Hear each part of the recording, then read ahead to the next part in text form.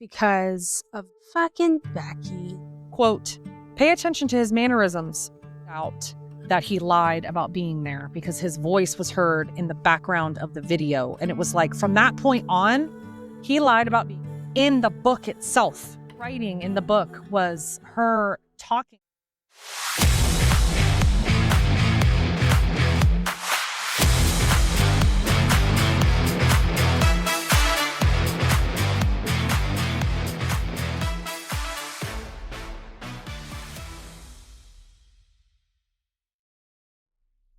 Hey everyone, welcome to Born Brazen. We're your hosts, Holly and Jules. And on this podcast, we talk about documentaries and our thoughts to what happened. If you're new here, get comfortable as we navigate through these wild cases. If you've been here before, welcome back. Now let's get into today's episode. Today, we're going to talk about some crazy, irritating things. Why do we ride horses? People? Why? Because they're too heavy to carry.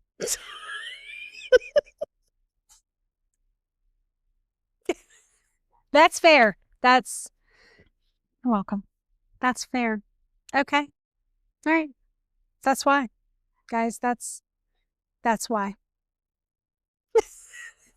All right. So we're going to get into Alex Murdaugh. We can get serious, I swear. We can. I mean, maybe. I don't know if we can get totally serious, but we can get like some type of serious.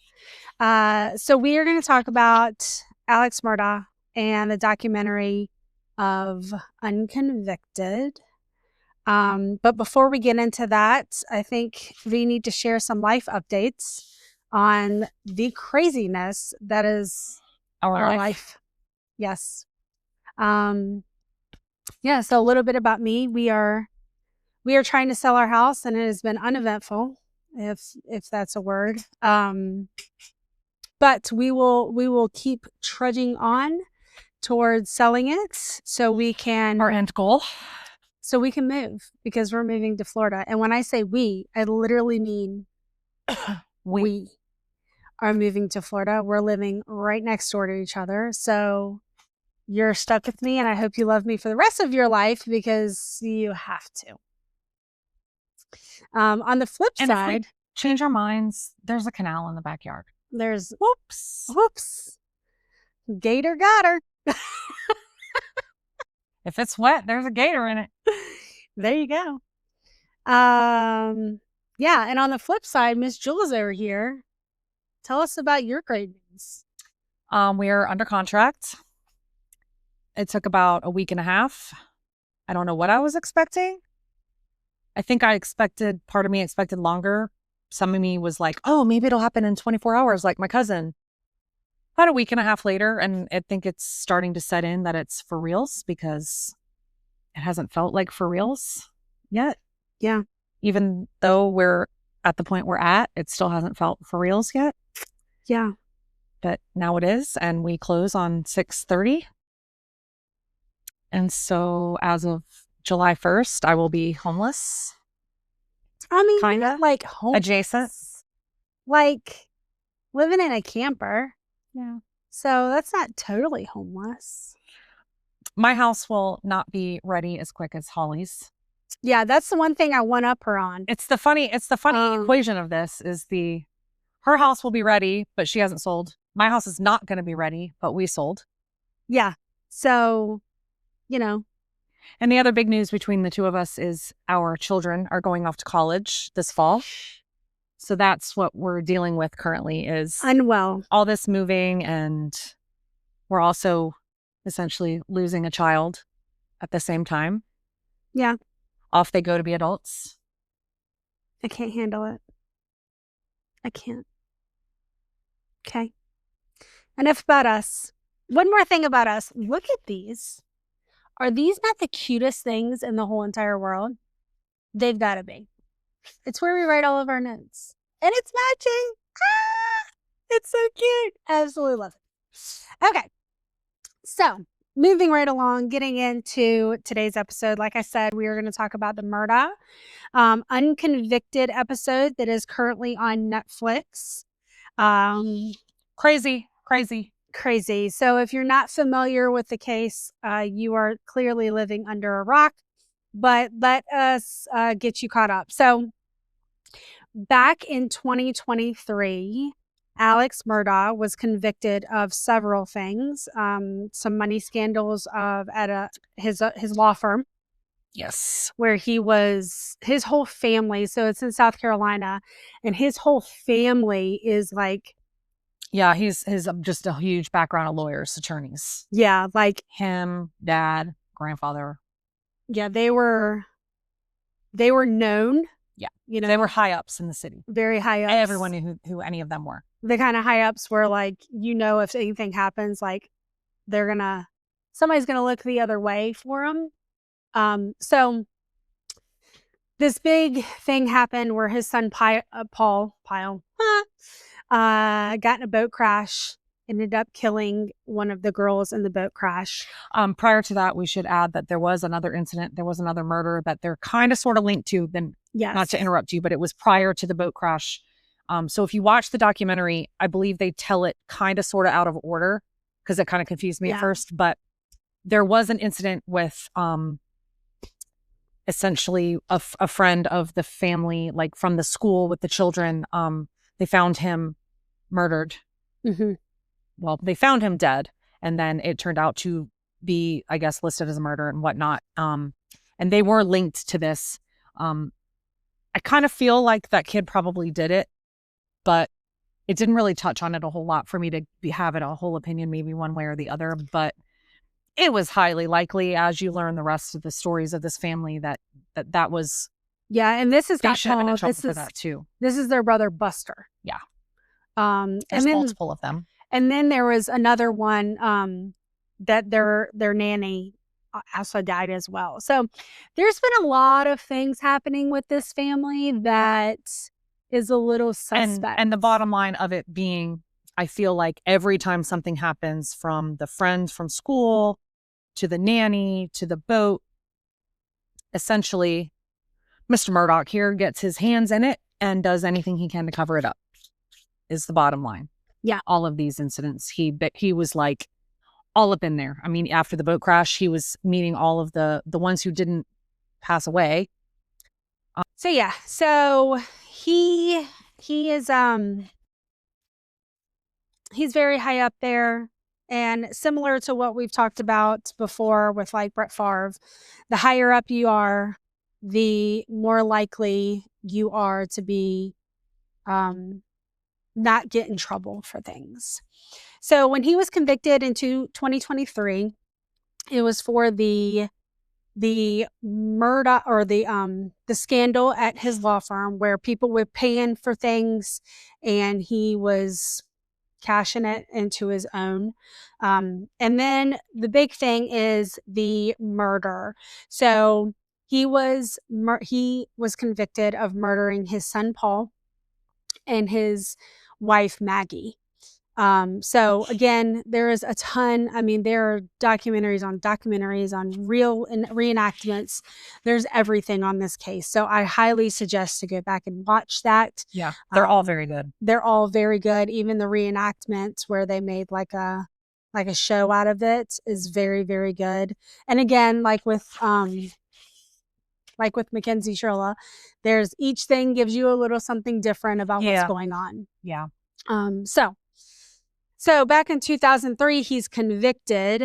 And then here recently, he was unconvicted, which is insane. Yep. So let's talk about why he was unconvicted.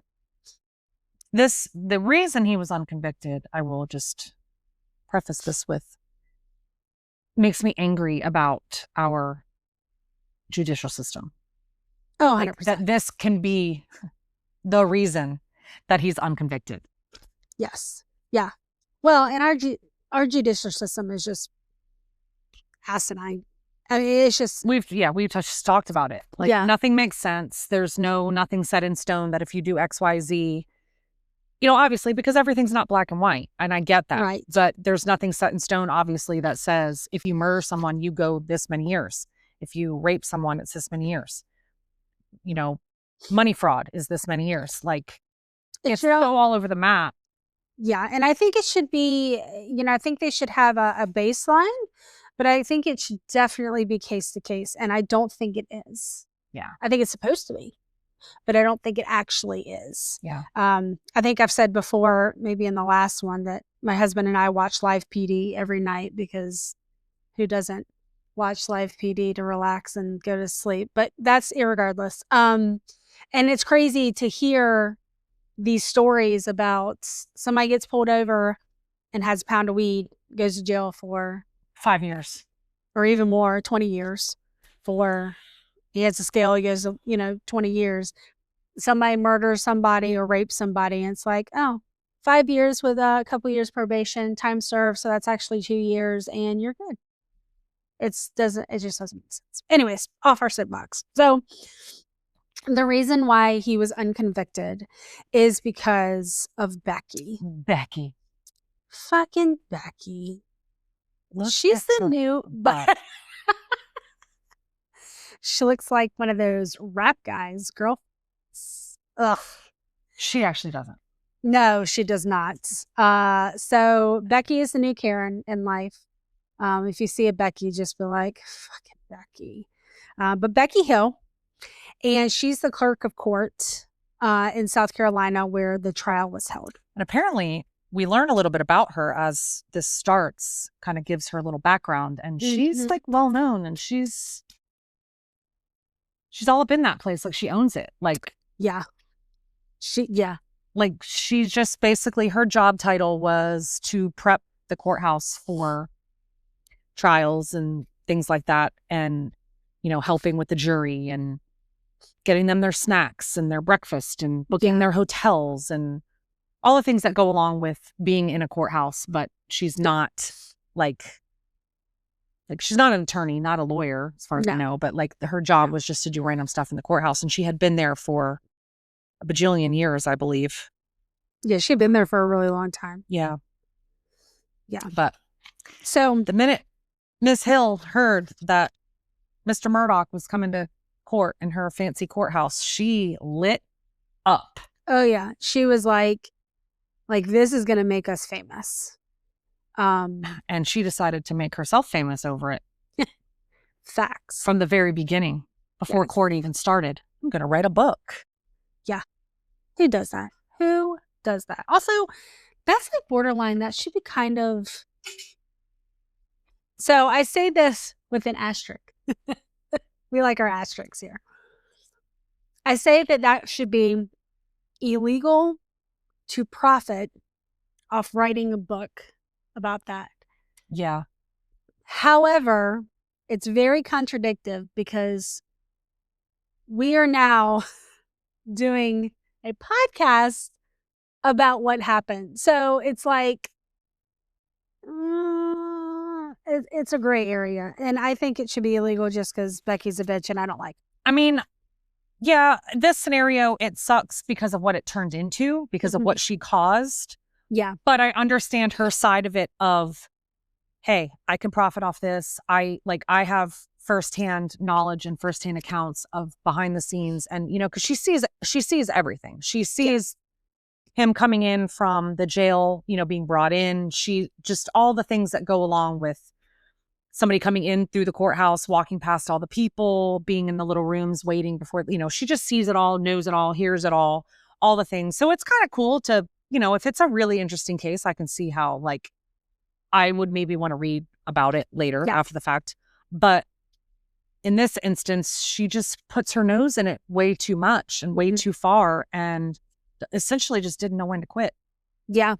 Yeah. What's appropriate and what's not appropriate. You of all people, someone who's been in the courthouse for as long as you've been in the courthouse.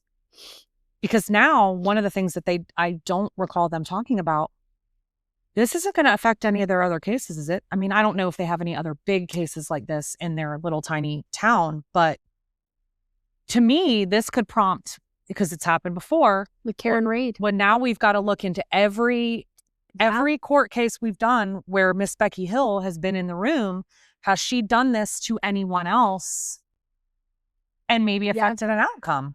Yeah, that's a really good point, because I didn't even think of that, because, you know, Karen Reed trial, which I watched way too much of, but yeah, I mean, one of the witnesses that testified or whatever had like insight on what happened, or I mean, they found like him to be lying on the stand, and they did that. They're like, well, every case he's been involved with now has to be looked at because, you know, of this what happened. So that's a good point. Because it can even happen with something dumb, not dumb, but like I've seen it happen with like a lab fucks up, and so then after that they have to pause and like, what else has this lab done that potentially this could have happened in another case? Like, you know, shit like this happens a lot. And so I really hope, I mean, I'd like to just maybe think that there hasn't been anything that big or big profile in their courtroom that maybe some of the, it might not have affected something else in quite the same way. But on that same token, it really shouldn't have affected this case either. So let's get into it so we can talk about it a little bit more, because so we can say what exactly 100% what she did, and like let's talk about what she was doing. Yeah, and I think before we move on, sorry, this is at my noggin. You know, when you're talking about people make mistakes. Mm-hmm. We're all human, is what we say. And that is true. But I think there are particular jobs that you have to be a little less human. Like a doctor, right? You literally have somebody's hands in your life. So yes, they make mistakes, and that's what malpractice is. But at the end of the day, you have to be crossing your T's and dotting your I's. Like, you have to be. Like, it's serious. Correct. The judicial system, it's the same thing. You're messing with people's lives. Yeah. Sending them away, or possibly even more than that. Like, you're affecting, if you don't send them away, now what other person is going to be affected by them? So all that to say is understandably people make mistakes, but you need to be a little more careful about what you're doing. So I'm done.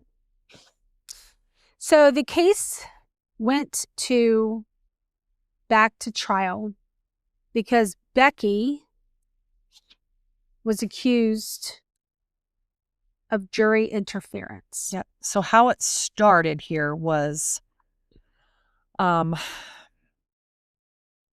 had been determined that Mr. Murdaugh was going to testify on his behalf, like, which is usually a hot topic, you know, when they're just making that decision, because it's usually always the opposite, where the attorneys are always saying like, absolutely, you are not getting on the stand, because they do have that right to not. Well, oh yeah, or we advise you. Yeah, not strongly advise you not to testify on. Well, he decided to, and Miss Becky Hill found out about that.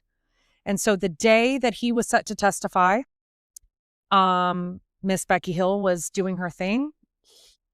Getting snacks and drinks is where she should have stopped. Muffins. Honestly. Would you like a muffin? And she was helping the jurors out, and they were getting ready for the day. And she let them know that he was going to testify that day. And she decided to tell them, quote, pay attention to his mannerisms and listen to him very carefully, end quote. Yeah. So. Yeah, look at his body movement. She made comments, what makes you think he's innocent? Put them out of your head. But the way this started, which I find very odd, which I want to talk about with you, because we haven't. This started with an anonymous email coming in, and so a reason to watch the show, it's pretty good. There was an anonymous email sent in, and they removed a particular juror. So in this 30-minute episode, there is an interview with that juror. Yes. And I thought that was odd how that all came about, and how, like, what their reason was for removing her, like, out of nowhere, and like why somebody would even put in an anonymous email.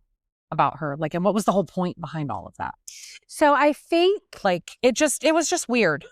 So I think though, I think the anonymous email came from Becky. Yeah. I mean, they lead you to believe that. Yes. And this is why, because, hey everyone, Holly here. If you are looking for a one-stop shop for custom items through Shopify, podcast, or website design, let Linktree do the work for you.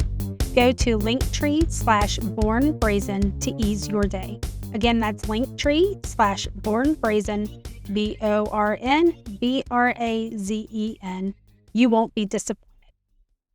Becky called this juror and asked her if she had made a decision regarding the case, regarding the trial. And she said, well, no, not yet. Like, I have to get all the facts. I have to get, I have to look at the evidence. Like, I have to look at all of this. And soon after, that email came through and she was dismissed. So I think because of that. I mean, was Becky just trying to get rid of somebody who she thought was going to vote that he didn't do it? Correct. Like, I mean, maybe it was just me, like, watching it. I just didn't pick up on some of the things maybe that you'd picked up on. But because even she was like, why am I leaving? Like, what did I do? Yeah, I think that was it. Speculation leads me to believe that, when Becky called her and said, like, hey, what are your thoughts, about his conviction? Which way are you swaying? And she said, well, I don't know yet. I think because that wasn't he's guilty. Becky's like, oh, you got to go. You're not in my favor and you got to get out of here.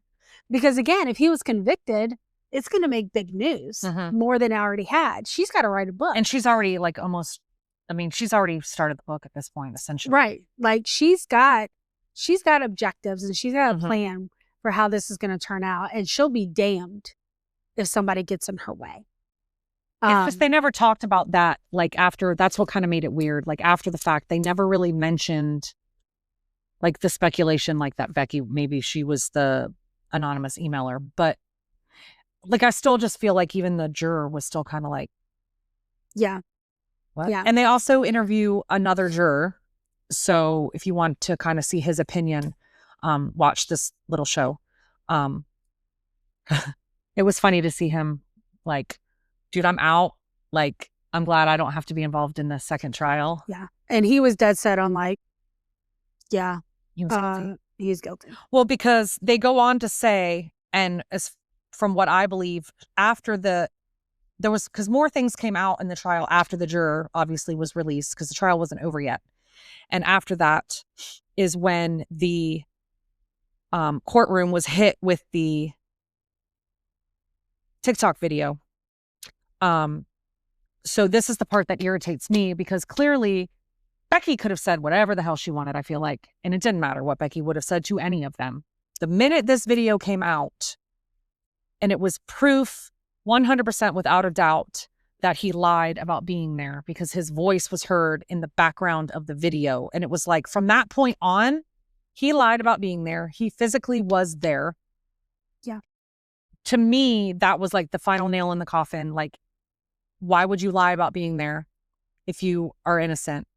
Be honest from up front. I was there. I didn't do it. I was there. I didn't do it. But he totally like lied about everything, to the, completely lying, and then even also getting in trouble for cell phone records, putting him like, not elsewhere where he said he was, and stuff like that. So I think that's the part that irritated me the most, is that how much, like, because that other juror made that, he even said the same thing, like comments about the minute that video came out, and everyone was like, holy shit, he lied. That was huge for the case. Correct. So I feel like no matter what Becky would have done or said to any of these people, they would have come to their own conclusion, the same conclusion, no matter what, I feel like. Yeah. And I think it was because of the way, I think it was a big deal because of the way they swayed So I think their reasoning for it being a huge deal, because we're like, yeah, he did it. And she was swaying the jurors to say, yeah, he did it, is the fact that, when you make a decision as a juror, you're supposed to be unbiased. You take your feelings out of it. If you've ever dealt with something prior, you're not even allowed to be on the jury. But her saying, like, watch his body movements, don't be fooled by his defense. If he's convicted, you're going to be famous. One of the things that caught me when she said that, when she was saying, like, watch his actions and all of that, in my head, I was like, to me, that wouldn't sway me if somebody told me that, because in my head, if I'm on a jury, I'm already doing those things. Right. I'm already watching his body language, and Right. watching his actions, and gonna be watching, like, his faces that he makes when someone says something on the stand. Like, that's not swaying me. So I also thought that it was kind of odd that was bad. I mean, Yeah. maybe that's why, not to be devil's advocate, maybe that's why she just didn't think she was doing anything wrong. I don't know. But because in my head, telling a juror, make sure you're watching him and watching his, response to things. Yeah. Well, I mean, I'd be doing that anyway. Yeah. Yeah. Facts. Yeah. I guess it was a big deal because they're supposed to be neutral. Yeah. They're like, bitch, get in there and give a muffin. Like, you don't need to talk. Yeah. You don't need to give your opinions. I just need you to get in water and muffins. Just leave it be. Yeah. So yeah, but the funny thing is when they end up dismissing this juror because of this anonymous email, the judge asked her, like, do you have anything in the room that you need to get? And she said, yeah, I have some eggs. And he was like, I'm sorry, what? She's like, I have eggs in there. So because of this poor lady is known as the egg juror. She is now known as the egg juror. But all jokes aside, like, this one circumstance, and she cried, like, it has ruined her life. Like, in a small town. Like, everyone knows her now. Yeah, everyone knows her. Everyone, she said she gets nasty messages. Like, and I feel bad for her because she didn't do anything wrong. No. Whatsoever. No, not at all. Speaking of doing something wrong, I want to add, because I wrote these notes down, and this is crazy to me. This was crazy. So this Becky. Fucking Becky. Talking about the things that she was doing that she shouldn't have been doing, but also part of her job. I thought this was odd, though. The jurors during the trial were taken to the scene to wander, to witness with their own eyes, like, right here is where we found her body. Right here is where we found his body. Just so they could kind of get a feel for the area and what happened that night. Miss Becky went with them. And while they were there touring, she made comments and said things and was talking when she shouldn't have been, to the point that she even admitted to these things that she did that she shouldn't have done in the book itself. Yeah. When the book came out, in her own writing in the book was her talking about, I talked to the jurors and told them this. I went on the tour and told them this. Like, it's just unreal to me. I mean, this is like my funny story of my current house build and a neighbor and breaking in and posting on Facebook saying, I was treated badly because I walked on this property and I got yelled at. Well, excuse me, ma'am, you don't belong there. And Florida law says what you did is a felony. Like, you just admitted to a felony. Yeah. Like, who does that? Like, let's write a book and then admit to all of my things that I did that I shouldn't have done. Narcissistic people, that's who do that. She's an idiot. Yes. But so there's a lawyer that they're interviewing, and apparently he's a tough cookie. Like, he knew Alex. He knew Alex's father. Like, he was very familiar with him. But the funny part about him is they're interviewing him and they're going into his house, and they're like, I get, for my clients, I get little gifts or whatever. And he's like, I have a snake right there. Because of the way that that I'm in the court, and I have a hyena right there. Like he's like, my client gave me this, and my client, representing how he is in the courtroom. But the funniest thing in the world, and I want to get this because it's hilarious. When you walk into his house, there's a doormat that says, "Come back with a warrant." I'm dying. I'm like, shut up. Where did you get that? I want it. Come back with I did see that too and thought it was cute. Come back with a warrant, because I'm not answering if you're not here with a warrant. That is just absolutely hilarious. It's so funny. So yeah, so they interviewed the egg juror and the other juror that Jules was talking about. It was just pretty good to hear their perspective on the whole thing and how it played out, and the fact that we're all dealing with this now, like we're involved, but them in general and the town and everyone that was involved, because I'm sure there probably was a hot second that he did think, oh shit, this is going to get retried. Like, do I have to do it again? So he was, it kind of came off that way, but clearly not. He's not. They don't reuse. Obviously, you'd have the same results if I would think that, use the same juror. So it will be a whole new jury. But he was very happy. He was like, I'm done with it. I don't want to be involved with this anymore. Yeah, for sure. But it's a very good watch. This it's a very quick episode. It is but very it gets quick. All the details we needed. It gets all the details, and it's just, I think, more infuriating because we all know he did. Yes. The good thing is he is still in prison. Yes. The conviction for the murders is just what has to be retried, but he is still in jail because of all of the other crimes that he committed at the time, which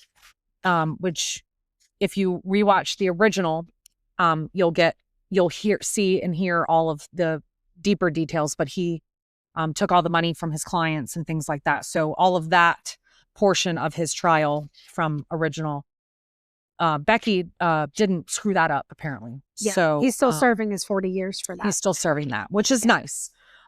So for the victims and the family that is still around that is affected by this, they at least have that knowledge that he's not out. Yeah, and the new trial is set to be hopefully 2027. So at least we're all good knowing that. Yeah, he'll still be in there. Yeah, he'll be in there till that trial, and then whatever's left. Even with 40 years, like, he's probably gonna die there. I would say so. Yeah, everything his body has been through, like because he's not like this healthy. No, which is nobody when they go to jail, right? Like, everybody kind of blows up. He had drug problems prior, so yeah, he's prescription drugs. He's I can't imagine he's doing too hot in there. Yeah, but so Becky, what happened to her? She actually went to jail. She was tried for her wrongdoings, and she pleaded guilty for 4 felony charges: misconduct in office, obstruction of justice, and pre-jury. And she got 3 years of probation as well, but she was not convicted of jury tampering, which I thought was really weird. Because if she's not going to be convicted for jury tampering, why did it overturn his case? That's what I was getting ready to say. Like, why is that? The whole reason you have to have one to have the other. You can't have the second one without the first one. Correct. Like, you have the chicken without the egg. But which came first? That's a good question. So yeah. So which did come first? Was he overturned, then her? That's probably why she got out of it. They overturned his case first, I bet, if we're chicken versus egg.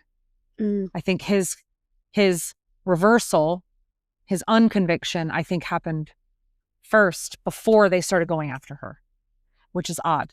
Even more so to why was she, it shouldn't have happened that way. No, not at all. Yeah. So that's all we have for you. With his new trial going in 2027, we will keep you updated on what is going on there. If anything changes, we'll do a little pop in and explain it if anything changes, because we're probably going to be doing that next week. on another case. Mhm. Just to talk about new things that have come up online since that are kind of entertaining. Craziness. These people are nuts. To me, it's still, I think, amazing how people are so dumb. I mean, I guess it's smart. It's good that criminals aren't smart because then they never get caught. But also, it's like you had so much potential and you're just an idiot. Another side note, if it's in your city, Holly and I here have gone to the serial killer museum and exhibition in Atlanta. And it was fantastic. Long. We were there several hours and feel like we could have spent 4+ more. Oh, yeah. There's easily. Just so much to digest. Yeah. Yeah. Each room, I mean, we nearly didn't read everything we could have read either. Yeah. I mean, we could have spent so much more time there. Yeah, for sure. For sure. So it's very, very interesting, very much worth it. If it's in your city or comes to your city, go check it out. Please do. Please do. Next week, we are going to start diving into maternal instincts. Maternal instincts. Yes. It's a new true crime episode on Netflix that just dropped a couple days ago. Yep. It's based on the movie Stolen Baby.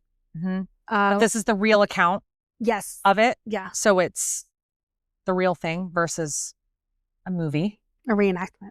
Yeah.